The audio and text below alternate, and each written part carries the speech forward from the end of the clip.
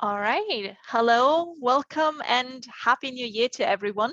Thank you so much for dialing in today. I'm really happy to have you all here for the first Data Plus Women Germany event of the year 2022. Just before we start, a quick words about ourselves. So hi everyone, my name is Heidi Kalber. I am a Tableau ambassador and a senior consultant at Woodmark Consulting. I founded Data Plus Women Germany late in 2019 as part of the Global Data Plus Women initiative, and I was joined last year by my co-lead, Lea Zimmer.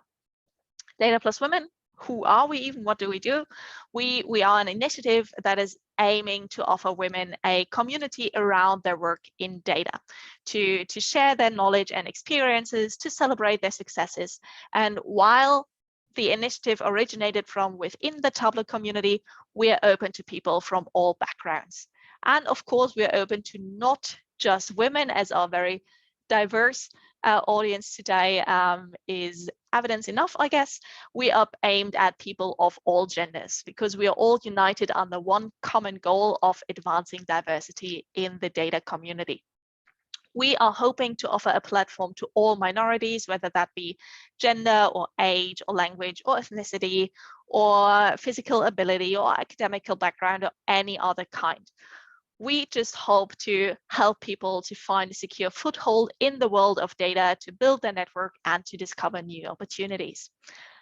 As always, it's been best said in the words of Emily Kuhn, who said that it's data plus women, it's not data minus men.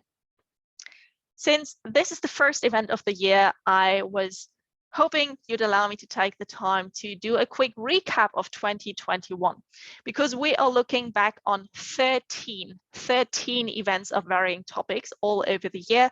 We had all kinds of topics, anything from very tech-specific events, like when Annabelle talked about a level of detailed calculations in Tableau in, I think that was in July.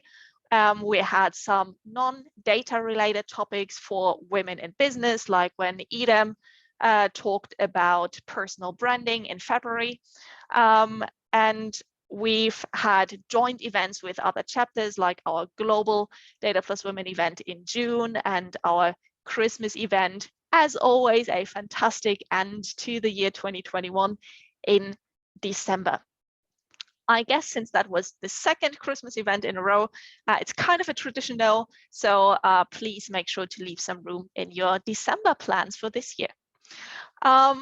We've had 21 speakers last year, and I would just want to offer a big thank you to everyone who spoke last year, but also to everyone of you who joined our discussions, who asked questions in the Q&A section, who shared their love or at least the location in the chat, and to everyone who was just a silent lurker in the background as well.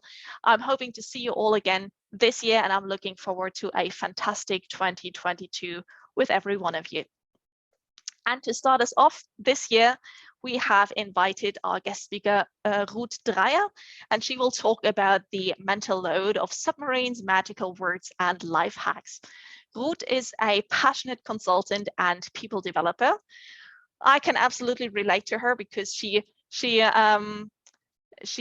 admits to battling perfectionism and overthinking, which I think resonates with many of us.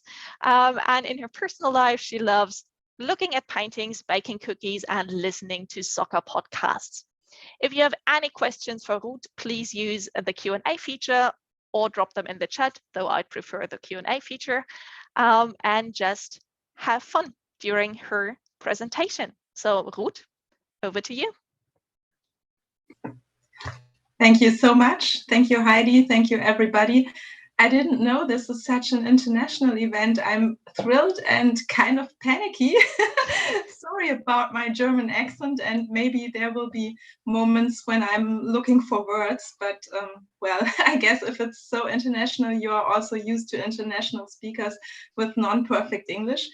There goes my battling perfectionism again. Well, I'll start off now. I'll try to share my screen. It worked in the test run, so now it should be visible to you. Can you see it? Yeah, looking good. Thank you. Okay, so here we go.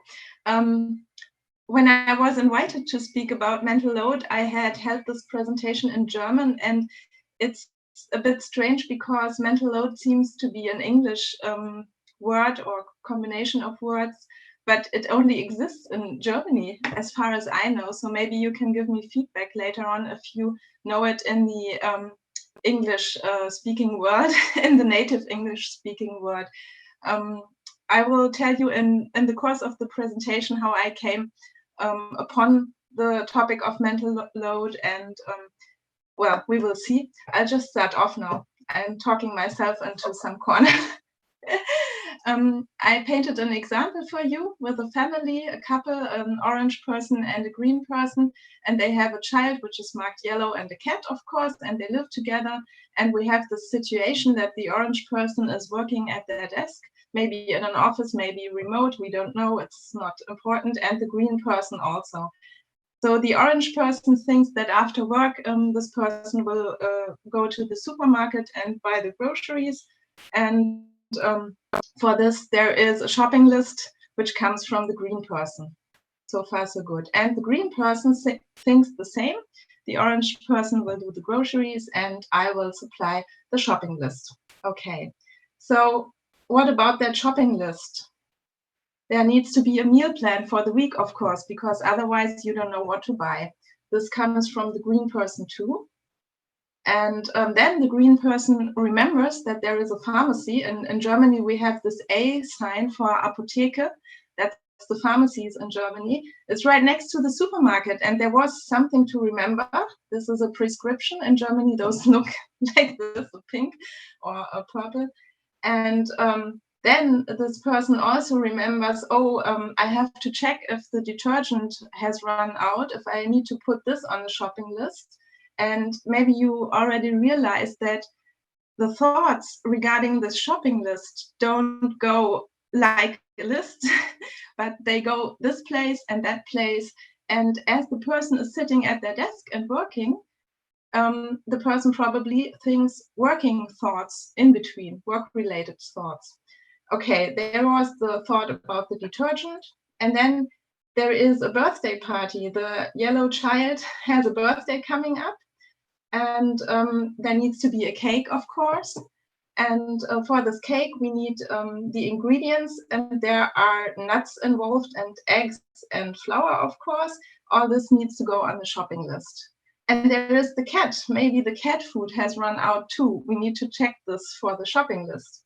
And then the green person remembers that this child with the blue marking might be allergic to something, but the person is not sure, there's the question mark. And so the person remembers, I have to call the mother of the blue child to verify if there are any allergies or which allergy. And then we need to change the ingredients on the shopping list, of course.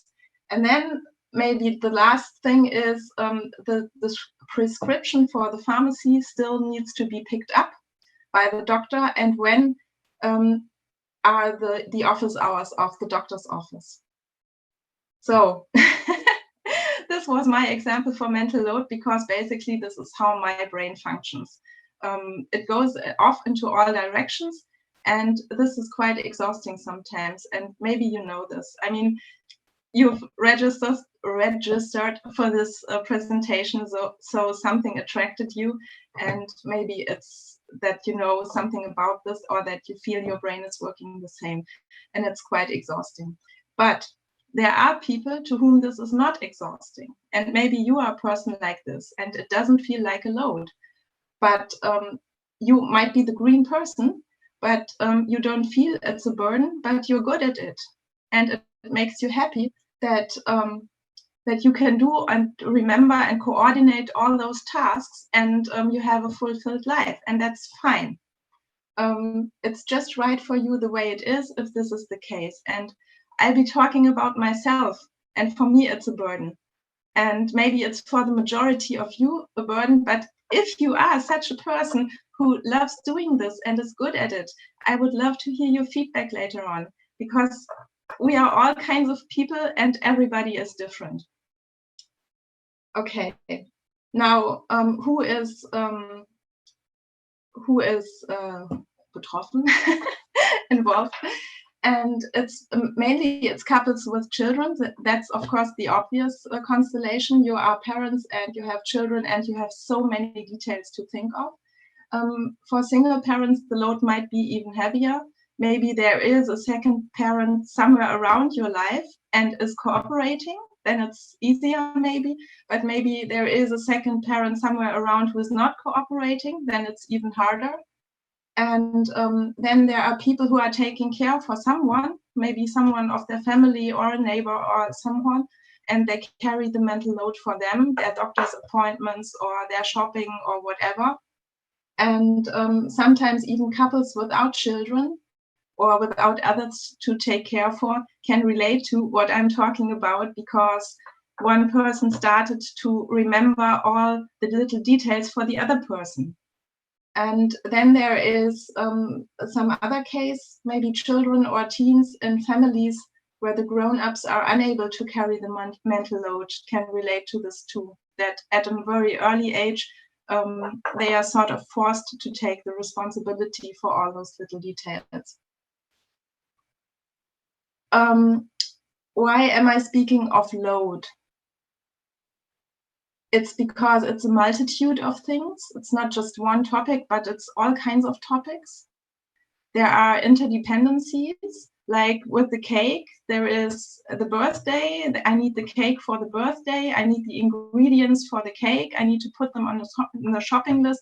There might be someone allergic to one of the ingredients.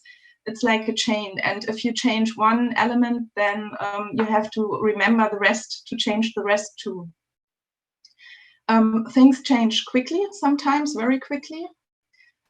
There is something I call temporal proximity. It's always about what's going on today or tomorrow or this week or next week. It's not about things that are due in half a year. It's always very close and often urgent.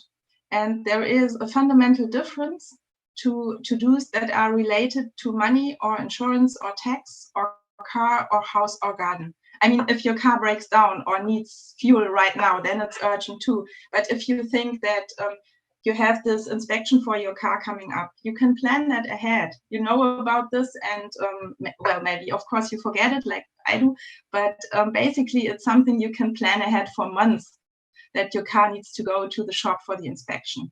And in my environment, there is this traditional role division between men and women, often, not always, but often. And it's often the women who remember the things that are a multitude, that have interdependencies, that change quickly, and that are relating to the next few days.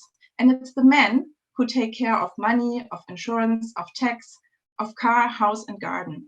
I'm not saying that this is less work, no. And I hope you value, if you are a woman suffering from mental load, like in the cliche, I hope you value that your partner, maybe a male partner, I don't know, is doing all these things.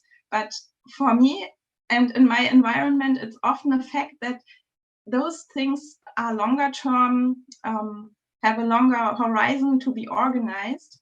And that thus the mental load for thinking of it today, for remembering it for tomorrow, is not as big. And it's the factor of distraction. When we think back to the green person sitting at their desk trying to work, and this person has all those things going through his or her mind about the detergent, about the cat food, about the office hours of the doctor, maybe it's not so easy to concentrate on your work. And of course, one problem is all the knowledge is in one head. When I was little, my parents had a very traditional role division, and my mom had to go to hospital for a few days. Nothing bad, but well, she was away for a few days. And you can think how she prepared, how she pre-cooked the meals, and she checked that the laundry was done and everything was there. And there were still things that were left until mommy comes back. And because it was all in her head. And my father just didn't know about many of those little details. Okay. So why load again? The second, I put the picture of a submarine here. You remember this from the title of the presentation. I'll come to it why I chose that picture. It's impossible to make everybody happy, of course. If you're that person, then you feel like you're always on call. Maybe you have some important meeting at work, but basically you can be sure that the kindergarten will call at that moment, that maybe your son or daughter has put something up their nose. This happened to me actually. And maybe you feel driven and you don't feel in power and control yourself. There is this word in German, Selbstwirksamkeit, and I looked it up in English. It's self-efficacy. I hope you all know this word. It means that you are the driver yourself, and you can do something and you can see the result and you feel good about it because it's your responsibility and your ability. And the contrary to this is you feel driven. And this at the moment is a huge issue for me. Maybe I'll tell you more about it later. And you feel stressed out, and all this results in nagging. We all know the cliche, again, with the traditional role division, that the woman is constantly nagging the man. And so why did I choose this picture of a submarine? Because submarines strike somewhere and they are gone again, and nobody sees the real cause of the explosion or whatever it is. And if you are this kind of person, whether you're male, female, or something else, and you feel stressed out and you feel like you're always on call and try to make everybody happy and really remember everything, sooner or later something will explode. It will either be you yourself or something around you. But people will say, oh, they overreact, or of course that has had to be happening someday, or something like that. But the real cause, that it's just the sum and the interdependencies of everything, the real cause is often not clear to you or the people around you. So there's the submarine. So how about your job? If you're this person, you have a reduced mental capacity, of course, because part of your brain is always keeping track of all those little things. Maybe it feels like you've got the handbrake engaged. It feels like an overload. And there is also this topic of self-restriction, that maybe in your job, your boss might trying to promote you, to give you interesting tasks so that you gain more visibility in the company or out of the company with the clients, whatever. And you feel you can't really, you would like to accept this, but you feel you can't live up to your potential because there's always this kind of limit that you impose on yourself. So that's the women in the traditional role division. Maybe among you, I don't know, it's data plus women, but maybe there are men among us and who feel the same. You should not feel excluded, of course. I'm talking about the cliche. And the other side of the cliche is that the men put in 40 or plus hours per week. In Germany, we have a 40 hours week or less. I know that there are countries who have more. And especially when someone has got their back. So a woman, maybe their wife or something. And I was wondering, maybe the men are fed up with that too. I've got a colleague at my company.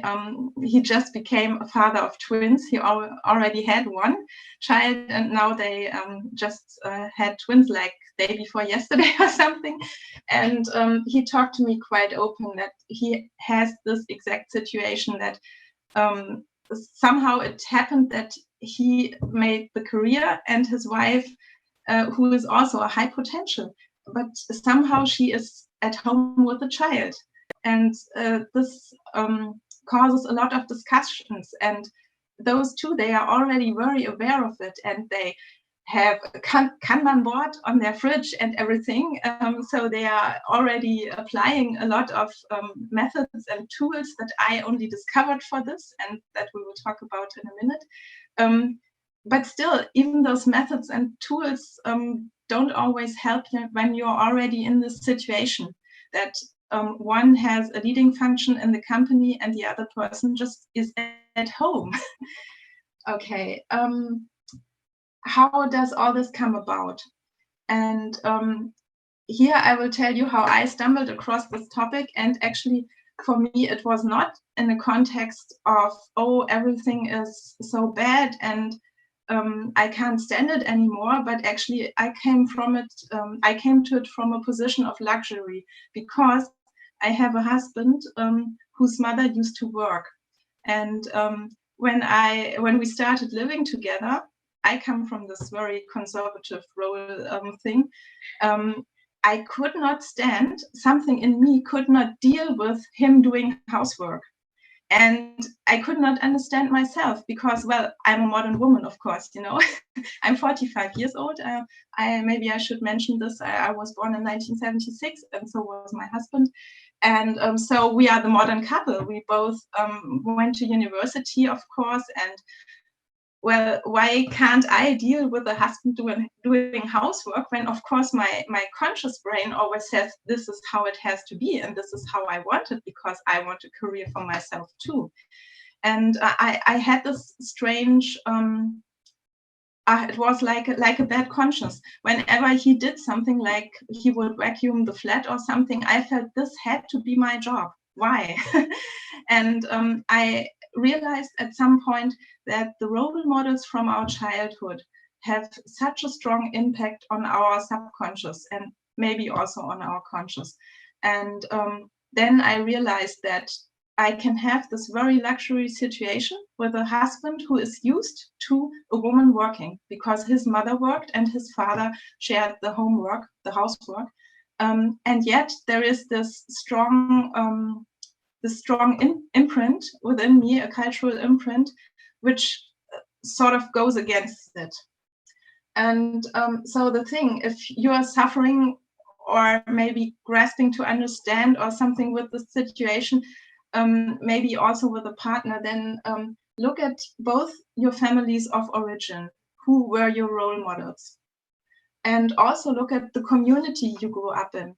It makes a difference if you grew up in a rural context or in an urban context, or if you grew up within a strong ethnical community or something. Look at the community you grew up in, or maybe a religious community. And look at the friends you had when you grew up, or the friends you have as a young adult or had as a young adult. If you're growing up and all your friends start dating and then forming families, and it's always the men who remain in their job and the women who stay home when the children are born, and you are the only one in the circle of friends trying to live different, it's hard. You get comments, you get questions, maybe you might even start discussions or quarrels. Well, maybe not. This does not need to happen, but it can be a factor. And then there is one additional thought. I just put it in parentheses for you to think about if you feel this might relate to you. There is something in German, it's called Kompetenzscham. It means that you are good at something, but you don't live it. You don't use that potential because you fear that you're not accepted, especially by your elders. For instance, if your parents had jobs in manual labor or in a factory or something, and you go to university and you have an office job, you might feel that you are sort of overtaking your parents, and this is not allowed. And then there is the differences in personal development.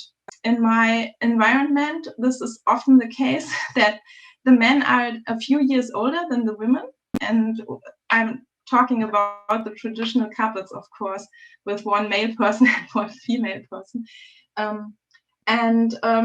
That means that the man went to university first and is also finished first, and then he starts his career. And the woman is still studying, and of course he has this phase in his new job where he needs to put in an effort, and he makes overtime and so on, and she supports this. And because she's still studying and is flexible with her time, then it's easier for her to do more of the housework. And this is fair and this is fine, but it might just get a habit. And a few years later, the situation might change, but you don't question it anymore. And this is just then the way things are and the way they remain. And this is not good at that point. And then the first child, I felt this is a turning point. There was a discussion in my life about this, and also with many friends. So I'm mentioning it. It might not be the case for you, but in my surroundings, this happened quite a lot, that it's the woman who takes the maternity leave, of course, and then it's the woman who takes the extended parental leave. And the men have, in Germany, there is a possibility for men to share the parental leave, but there is a minimum if you want to benefit from it, that the men take 2 months. And I know so many families where the men just take those 2 months and not more. And it's the woman who stays at home for a whole year, or maybe even a little longer. And this is just, the decision itself is always fine. And please don't feel I'm judging your life. Please don't. I just want to mention it because if you're fine with it, that's excellent, but think about it. And it might even be that you're fine with it, but after a year, you're not fine with it anymore because somehow the dynamic changed. The baby grows a little and the nights are better and you're not so tired in the day anymore, and you return to your housework as a woman, and your partner comes home late from work and is tired, and of course you do your share of the housework and his share, or maybe her share too. And this is always fine if you agree on it and if you're conscious about it. But if this is just a routine that sort of has creeped in and you don't question it anymore, and suddenly you feel you're suffering from this whole mountain of mental load, and you wonder where it came from, and this might be one of the things where it came from. Okay, and here is a slide I made just to show how deeply ingrained it is within us. And maybe you've got examples from the language you use, or from maybe jokes you make too. There is the saying in German, but also I found the English equivalent: nothing is ever lost until your mom can't find it. And when I first read this in German some years ago, I was laughing about it. But now I think, why is it the mom? Why is it implicit that the mom is the brain and the archive of the family? Why not the dad, or both parents, or maybe both moms, both dads, of course, or the children themselves? I keep telling my son, if you lose something, then it's gone. I'm sorry, but that's the way it is. And if I lose something, then it's gone. So, this is just life if you lose something. And then this saying, I think that's the same in every language of the world: I'm not your mother, or I'm not his mother. And when I was first talking about this topic within my company with the diversity representative, this is where, on the diversity platform of my company, this is where I first had this presentation. And she doesn't have children, or maybe not yet, I don't know. And she immediately had a situation for me where she just told me something, and then she said, I'm not his mother. And I said, yes, there it is.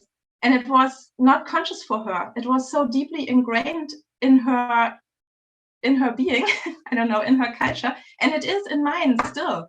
I still realize, and I think often I don't realize, that I'm saying or thinking such things. So please start getting aware of it. I'm still in the process, and we all need to get aware of this. So there is the submarine, and what can we do about it? The first step is to turn the submarine into a cargo ship and to make all those containers visible. And if you've got all those containers visible, then you can decide what to do with them. And so the first step in the process is a brain dump, of course. And if you are someone suffering from mental load, then you just start a mind map or a list or whatever is your preferred format, and use your preferred tool, if it's pen and paper, or if it's a wall full of Post-its, or if you use some kind of digital tool, just write down whatever is on your mind. And this has the effect of making it manageable, of course, but it also has the effect of a sort of recognition. Maybe you will be surprised at how many things are in your mind at a single point of time. And maybe your partner or your family will be surprised too. So visibility means manageability. I just mentioned this. And the thing we have to aim for is a form of sureness, the sureness that I am doing what I should be doing at almost any given moment.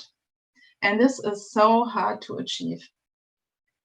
And the sureness that I know that nothing or almost nothing can slip through. And then my mind can be calm when I have this sureness. And this is the only way to stop your head from spinning. And to achieve this, you need a reliable collecting place so that you know that nothing will slip through. And it needs to be mostly one collecting place, because you can't have redundancy. You can't have like your mailbox at work and your mailbox at home and your notes here and your paper notes there and the pinboard of the family in the kitchen and so on. This is all too much. You need to drive your channels, to focus your channels, that you have as few channels as possible. Maybe you know the getting things done concept, and he always talks, I forgot his name, I think Dave Allen or something, and he talks about a single entrance way into your system. And I find this is not possible because we have too many channels and media going on. But try to have the awareness that you need a single channel or almost a single channel. And the review process, of course, you need a routine. This is one point where I'm very bad at, to review your lists and your to-dos and whatever, and to constantly, no, not constantly, but at certain times of the day or of the week to check, okay, what is due next week and what can I maybe just omit and what is only due later or something. You need know a review process, of course. So if you are a couple or parents, or if you are any two persons sharing a certain amount of mental load, then if you are the person suffering more from it, I found that it's actually not easy to explain, even with a partner who is really sort of the best guy in the world, I have to say, and who is very communicative and who is very understanding and who is used to his working mother and all this stuff. There were still things where he didn't understand what I was talking about. So I'm telling you in advance, try to find examples and metaphors. And the very important question for the both of you is, what do you want your life or your two lives, part lives of this couple to be like? And this sounds like such a simple and maybe too trivial thing, because of course we know that we want to have maybe a family or a career or both or whatever it is, or a garden. We have this house with the garden, and of course I wanted it. Well, maybe I kept telling him we can put concrete and paint it green, that's fine for me. And I am true to my word because I hardly ever do any work in the garden. But this is one of the parts for him. He wanted the garden and he finds it's too much. And so what do you want your life to be like would be, if you say it's a trivial question, then you could talk about my husband like, yes, he wanted the garden and he's actually happy in it, or oh yes, it's too much for him sometimes. But if you really take the time to understanding him and me, I'm the same at this moment, we are talking about what does time off mean for us. And time off actually means for us to be lazy on the couch. And time off for my parents-in-law means working in the garden, and they are very happy about this, and they say, oh, the sun is coming out, let's go out in the garden, and I'll just do like 10 minutes, maybe put a little weed here and put some water in there, and maybe think about maybe this bush should go to the other corner of the garden. And that's their way of taking their time off, and that's fine for them. But my way of taking time off, and my husband's, is sort of being on the couch, of course, maybe taking a walk or riding the bicycle, but actually the garden turned out to be an additional task for us, even if we sort of enjoy it, yes, but there is much more load for us than there is for my parents-in-law. And so if you face this question, what do you want your life to be like, then dig a little deeper and don't stay at the surface where you say, yes, I want a garden, okay? So the thing is to put it into words together with your partner or your family. And here I put down a list of things, of ideas and concepts you can talk about, and that will lead you to a sort of wording what is within you. And one of those concepts is, of course, self-fulfillment. What does that mean for you in a practical way? Maybe you have this hobby you always think you would like to do, but you have too little time, or maybe it needs some sort of preconditions or something. I mean, get practical when you talk about this here. Or your job, your career. When you talk about this, think about, when do you start work in the morning? When do you come back or switch off your computer at home in the evening? What does it actually mean? I'm not talking about being a consultant, what I am, but I'm talking about constantly thinking about solving problems for other people. And this is what I love to do. But sometimes I forget solving the problems of my family, of course. And what does a career mean? Is it the money which is attractive for you, or is it the recognition? Is it the title? There are so many things that lead into what your priorities are that are not so obvious. There is the thing with the time off. What does time off mean for you? Maybe you are the person who likes to go out and be active, physically active, and so on. And this is what you love to do. And maybe your partner thinks they are the same, but in truth, they are not. Talk about it. Or equal rights. What does equal rights really mean to you? And what does family life mean to you? Is it having meals together at a big table? Or is it doing sports together? Or whatever it is, everything is fine. Everything is valuable, and people are so different, but you need to talk about it. And also, if you have children, what is your feeling of what makes a mom, or what makes a dad? And what is your partner's feeling for this? And what is the importance of spending time with each other, with children, or is it rather solving problems or talking about things, or playing together, playing games? I am not a mother for little children. I'm sorry to admit this, and I'm sort of, I feel a bit awkward, but when my son was a baby and a small child, I loved him, of course, and he was really cute, but he needed so much attention. And I'm the type of person who is bored by always putting up this tower and the baby will knock it down again. And I was so frustrated. And now he is 6, and he asked questions like, how did they build the pyramids, or whatever? And I feel like, yes, I can explain the world to him, and this is so interesting. And he comes up with all kinds of ideas, and now he is my kind of child, so to speak. And so for me, my mom, when I was very little, I think she played with me a lot. She was, in my memory, she was patient, and she always built up the tower and I could knock it down. And later on, she told me that she hated it. And she was happy when I started school. Maybe talk to your parents how they felt when you were a child.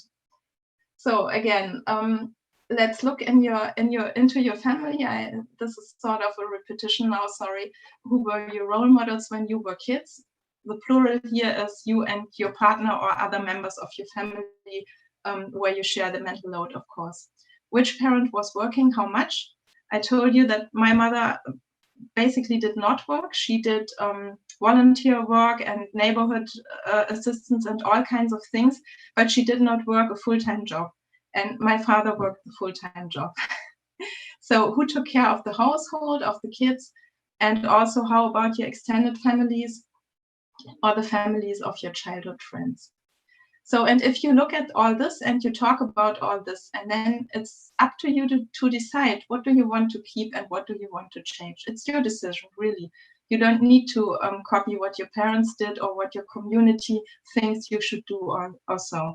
This is not always easy, but basically this is it. So if we are talking about really sharing or redistributing the mental load, then at some point there needs to be a handover, of course. And if you face this handover, let's say one of you always cleaned the kitchen and now the other person should do this, just as an example. So please, in advance, define which steps belong to this task. When is it really completed? What does it mean the kitchen is clean? Is it really clean, like sparkling clean? Or is it tidy? What does clean mean? What does tidy mean? And which 80% are acceptable? Does the fridge need to be cleaned or not, for example? And one thing to have a little fun and to take all this with a smile is gamification. You might have your Kanban board on your fridge, or you might have little stickers with smiley faces or gold stars or something, whatever comes to your mind. Maybe you can learn something from children around you. Whatever helps and whatever feels like fun is really good. So the practice, you really need to support each other. You cannot fight a cultural imprint as a single person. You have to be a team because it's so deep within you. There was this time when I told my husband that I discovered why I felt so bad when he did the housework. And I said, because you're just such a good guy and I have this incredible privilege that your mother has been working and you're used to a man doing his share in the household, and some part of me just can't deal with it because it's not used to it. And then we started laughing about it, and over time, but it took some years, I grew used to it. And one important thing, of course, when you hand over tasks is to let go, because the other person will do things differently than you do. And it's no use keeping your idea in your mind and always measuring the other person or the way they do the task against your mental idea. Just let go. Then maybe the desktop in the kitchen has crumbs on it. That's just part of,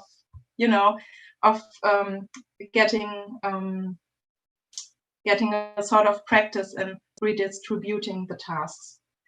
And it's important to agree in advance on feedback modalities, because when you're both stressed and one person tells the other person that this is not the way to clean the kitchen, it's not a good point in time and probably not a good choice of words. So maybe you can talk about it that at some point during your weekend routine, or maybe at some point in the evening when everybody is relaxed, or whenever, you can start talking about feedback and if this is the way you want to handle things.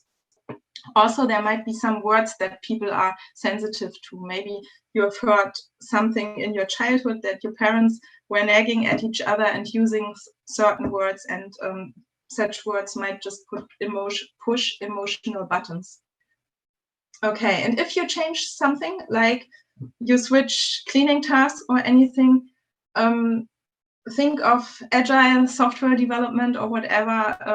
Give yourself a sprint and say, we'll pilot this for like 2 weeks, and afterwards we'll talk about it, but we will have it those 2 weeks, and then we will see what we change and what we adopt and so on. We are all agile, I think, and if you don't know about agile software development or Scrum or something, I'm sure you know people who know about it, and it's not rocket science. There is this magic word I discovered. it recognizes the other person's mental load. It means I see that you have done something, or that you have thought of something, or that you have organized something. It expresses appreciation, and it might also diffuse a critical situation. And maybe you can guess what this magical word is. It's not please. Actually, I was thinking about putting it into this presentation or not. You might have guessed by now, it's of course thank you. And at some point, that was way before I noticed my own cultural imprint with role division and such topics, I sort of started saying thank you to my husband, or back then my boyfriend, for a lot of little things. And my mother-in-law once asked me, you keep saying thank you so often, you don't need to do this, because of course we are a family, and let's say I pass you the butter at breakfast, you don't need to say thank you, because, well, that's just what families do. And I said, I want to, I never want to be this kind of family where people do things but get frustrated because they feel it's not recognized. And so I'd rather be the odd one out who always says thank you and who is a bit crazy with that, than having a situation where people feel frustrated. And when I was thinking about putting it in here, I came across a German article. There is a link at the back of the presentation. I'm sorry, it's in German. And it was about a couple reorganizing their mental load. And this couple told how important the word thank you became to them. And then I thought, okay, if it's an official article, I can put it into. So here I've put a list of things that might give further inspiration. The first thing is just don't. Just drop it, okay? Then there is the idea of outsourcing or investing, maybe a helper at home, a household help, or meal kits, or a dryer. I put a lot of things in the dryer, and I try to think more of the environment and of the electricity bill. But with a small child, well, he is still small, who comes home completely coated in mud, you could do a washing every day, and then you have the drying, and hanging up the clothes is just, it's sometimes too much for me, and I admit to putting a lot of stuff into the dryer. Then there's of course all the things that help you improve your processes. There's apps, or for instance, there are apps for shopping lists. Many of you will know this, but during the last times I gave this presentation, there were always people asking about those apps, shopping lists, which you share with your family, and where you can even add stuff while another person is already in the supermarket and deleting stuff and so on. There's all kinds of websites and also books with life hacks to any kind of topic. If you feel you don't know how to treat certain spots on the clothes, or whatever, how to clean something in an efficient way, or how to plan the inspection of your car, it's all on the internet. Then there is the topic of standardization. And maybe you have heard the word decision fatigue, or maybe you have read about what's his name, Zuckerberg from Facebook. I'm sorry, it's a Tuesday evening, and I'm just gone with my brain. Mark Zuckerberg, of course, and he's always wearing those hoodies, or that the one from Apple, the name is gone too, I'm sorry, always had those black turtlenecks. And this is just a way of reducing mental load, because you don't need to think about which clothes will go with which other clothes. And I think it was always also about President Obama, who only wore blue suits or something like that. Of course, you should agree on the standards with all the people involved. So if you suddenly change all the clothing of your family to black, and your kids or your partner don't like this, of course, you know what will happen. And again, just don't. Whatever it is that's on your mind right now, where you think, I need to remember this or I need to do this, just think about, is it really a catastrophe if you don't do it? Maybe it is, but maybe it's not. Chances are that somebody else could do it, or that the world will still run its course even if you don't do it. So this is it. The links are mostly in German, sorry. I tried to find something as basic as a Wikipedia entry about mental load, but it's only in German. I don't know what it is with the Germans and mental load. There are the one here at the bottom about success teams is in English, I think, and there is this US survey, of course, and of course, things like decision fatigue or gamification you can also find in English. And yeah, well, this is it. Thank you so much for your attention and for putting up with me forgetting names and not finding words. And now I'm really looking forward to your comments and feedback.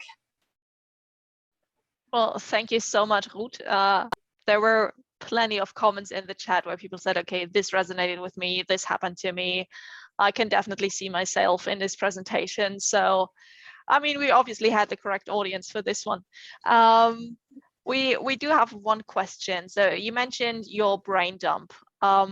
Is there any way you recommend doing that? Like, do you just do that on paper, or I don't know, like, how do you do that? I am conflicted about this because so much of my life and work, I mean work and private work, hobbies and so on, is sort of digital. So that at some point you always need to translate from paper to digital. But still, I feel that the most immediate way to get in touch with yourself, sounds sort of esoteric, I'm sorry, but is to actually hold a pen and to write it down on paper. And I'm a big fan of Post-its and a whole wall full of Post-its, and you just take one thought for one Post-it, and later on, when you've got it all out, and then you can cluster them and then you can organize them. This is actually my favorite method, but of course, then later on, you have to take it to digital. And there's all kinds of digital tools like digital whiteboards, but it's not the same as holding a pen. So I think you have to find your own way. Okay, thank you. So I mean, I guess you'll share most of the links with me afterwards. So anybody who asked about them, I will definitely put them in the follow-up email, meaning you will probably not be reading them tonight, but sometime within the week or the next. So yeah, I'll definitely send those to you. One question that I actually have, like you mentioned a lot about figuring out what kind of role models you had, what kind of role models your partner had. How can we be better role models for people who come after us, like for our children, for friends' children, etc.? Wow, that's a hard one because you're always the person you are, of course. And once you have sort of found a certain track in life, then this is just one track, right? I'm married to this husband and I'm very happy with him, and I would never willingly change, of course. And this is just the way we live our lives. And I think the most important message the both of us could give our son, to keep it really personal here, your mileage might vary, is that we support each other, that our son realizes we are talking about what is important to us. My husband has just been promoted too, and the way we deal with his the consequences of his promotion, basically, and that we talk about it and that we discuss.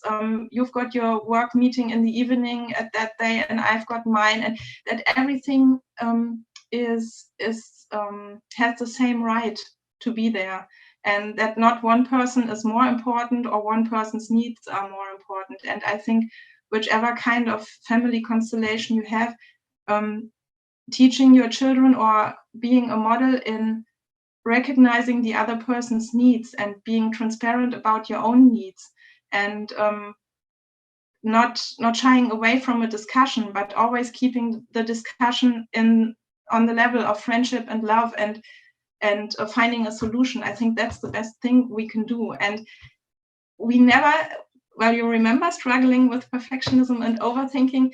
We will never be perfect, and we just have to face this. And our kids will grow up to be self-responsible persons too, and they at some point they will have to make their own decisions.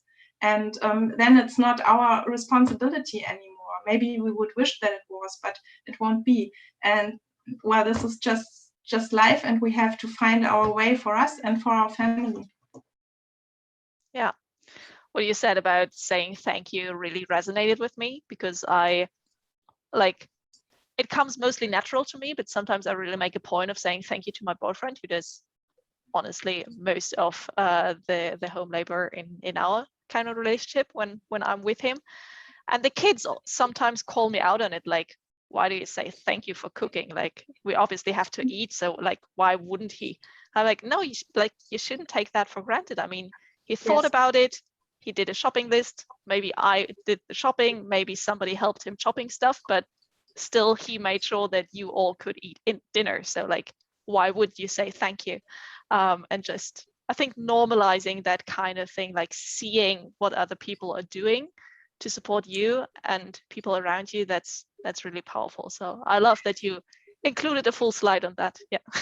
Yeah, and thank you, because this was something I knew it was lurking in the back of my head, but I couldn't get hold of it. The expression "to be taken for granted." This is just what I meant with being frustrated because nobody sees. And thank you makes it visible and is the way to find the weapon to fight being taken for granted. Thanks for putting this expression in. Absolutely. Yeah, I think we don't have any concrete question at this point that haven't been answered by your presentation so far. So thank you again. Lots of great feedback in the chat. I'm looking forward to sharing all of your links afterwards. I mean, I personally have had great experiences with Google Translate for articles. It's really improved by now. So maybe some of the non-German speaking audience can even try checking those out as well.